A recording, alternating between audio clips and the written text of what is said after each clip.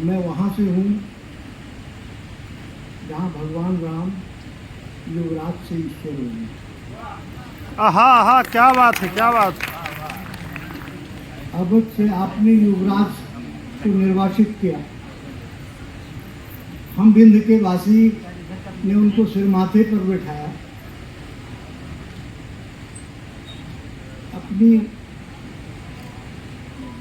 अपने घर का पाहुन बनाया, अपना बेटा बनाया और उन्हें ईश्वर का दर्जा दिया। तो इसलिए हम अपनी बोली को, अपनी भाषा को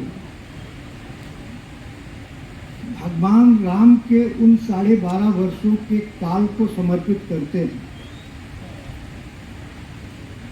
जो उन्होंने विंध्य के वादियों में, विंध्य की वादियों में, वहाँ के वन प्रांतरों में, वहाँ के नदी पहाड़ों में भ्रमण करते हुए वहाँ के रहवासियों से, वहाँ के कोल किरातों से, वहाँ के जन से बोली और संव्यवहार करते हुए बिताए। मैं अपनी बोली को उन्हीं के चरणों में समर्पित करता हूँ। वाह वाह वाह वाह वाह वाह। ये भारतीय मातृभाषा अनुष्ठान का जो वटवृक्ष है हिंदी का, इसमें कहीं बघेली नहीं है।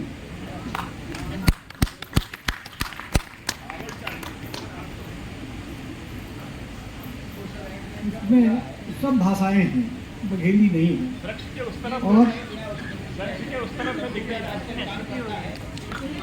और कल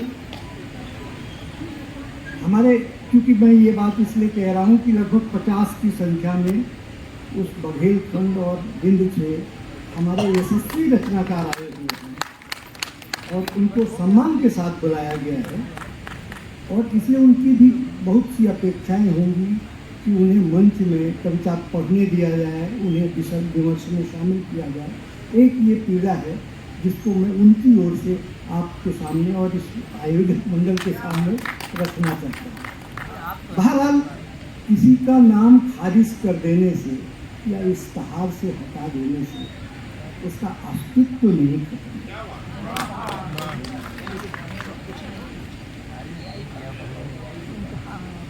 मैं वैसे भी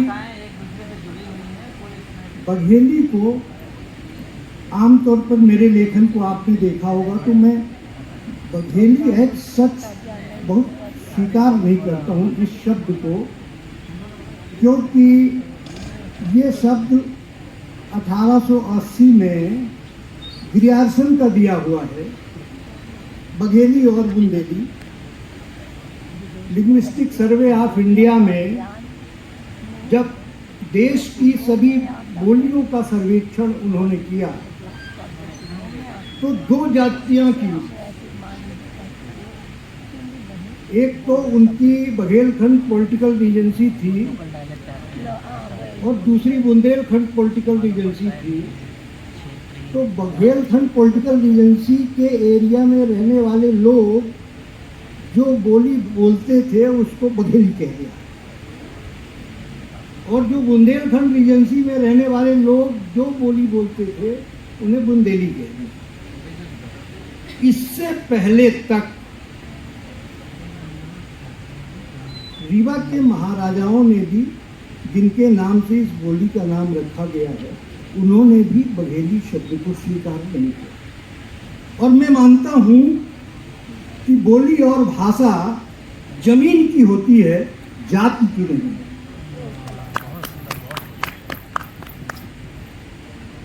हमारी जो बघेली भाषा है या हमारी जो बोली है, क्योंकि इतिहास में अब यही दर्ज है, हमारी देशी विद्वानों ने इसी को आगे बढ़ाया। मुझे बड़ी ट्रेजेडी लगती है कि नर्मदा के उस पार यानी कि दक्षिण पार, पता नहीं कोई विद्वान वहाँ से बोली का प्रतिनिधित्व करने आए भी हैं कि नहीं आए हैं। बड़ी ट्रेजेडी है, वो उस खंड के बोली का कोई नाम ही नहीं। आप जबलपुर से होशंगाबाद तक नर्मदा के दक्षिण की पट्टी चले जाइए, क्या बुंदेली है? नहीं है। लेकिन बुंदेली के खाते में धर दी गई है।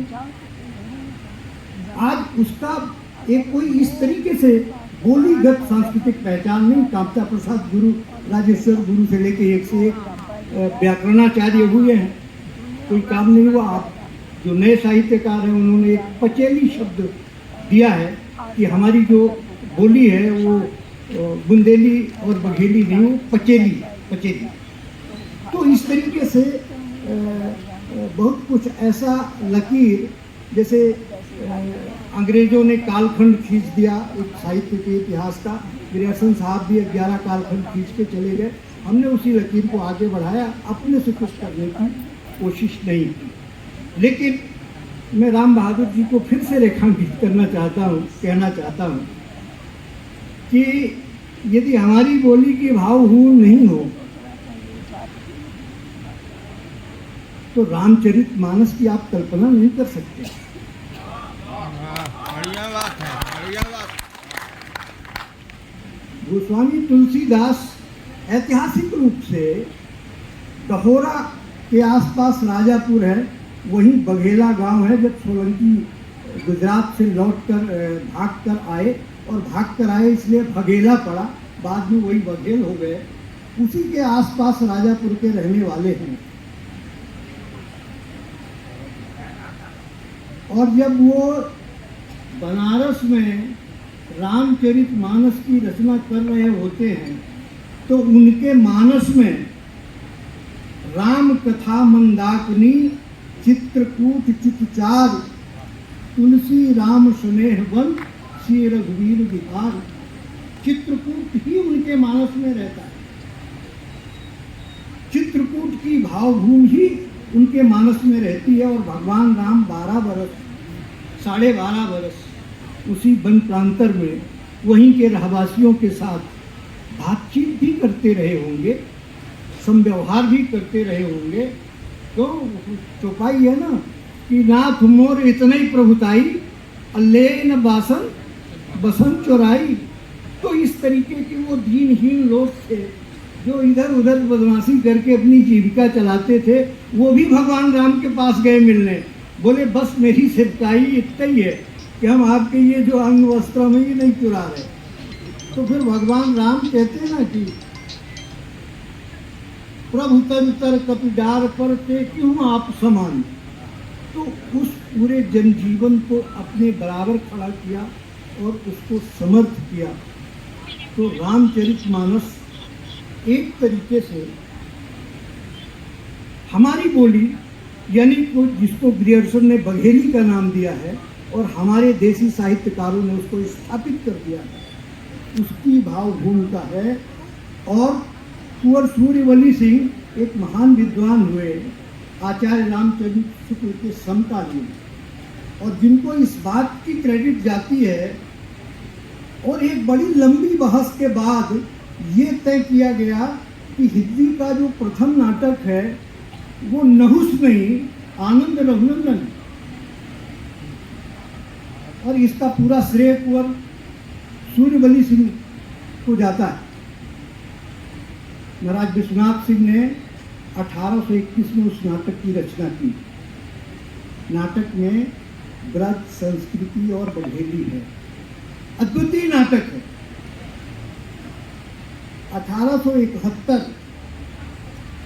1881 में और 1871 में रघुराज सिंह ने उसको लायक प्रेस, का प्रिंटिंग प्रेस आ गया था बनारस से, लायक प्रेस से छपाया। 1960 में हिंदी विंध्य प्रदेश के हिंदी साहित्य सम्मेलन ने उसको प्रकाशित किया। इसके बाद लोगों तक मुकम्मल तब होता है जब उसका मंचन होता है। योगेश त्रिपाठी ने उस नाटक का बघेली बोली